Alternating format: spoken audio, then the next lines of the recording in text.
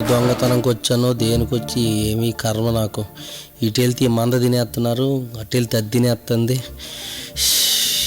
ఏదో ఒకటి చేసి బయటపడిపోలే.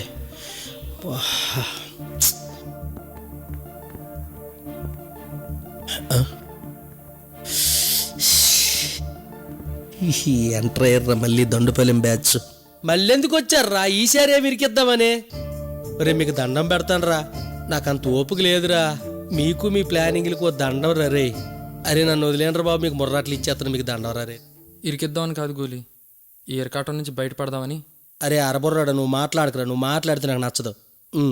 నిజం గోలీ, నేను చెప్తున్నా కదా విను. మీరు చెప్తే ఓకేనండి, ఏంటో చెప్పండి. అసలు శ్రీముఖి దయంలా ఎందుకు మారాల్సి వచ్చిందో ఒక్కసారి కనుక్కో నువ్వు. ఆ విషయం ఏదో ఉందో మీరే కనుక్కోవచ్చు కదా, దాన్ని నన్ను ఎందుకు వెళ్ళకడం? మీరందరూ వెళ్ళి అడగండి, చెప్తుంది. అలా కాదు గోలీ, నువ్వే కనుక్కోవాలి. నేను కనుక్కోవాలా? నా వాళ్ళు కాదమ్మా. అంటే మనమందరం కలిసి తను వచ్చిన కారణం తెలుసుకొని ఆ సమస్యని పరిష్కరించామంటే తను వెళ్ళిపోతుంది, మనం కూడా సేఫ్గా వెళ్ళిపోవచ్చు. ప్లీజ్ గోలీ, నువ్వే హెల్ప్ చేయాలి. ఒప్పుకో గోలీ, ప్లీజ్ గోలీ. సరే సరే, మీ జీవితంలో బుర్ర పెట్టి ఏదైనా మంచి ఆలోచన ఆలోచించారంటే అది ఇదేరా. ఒక్క నిమిషం రా.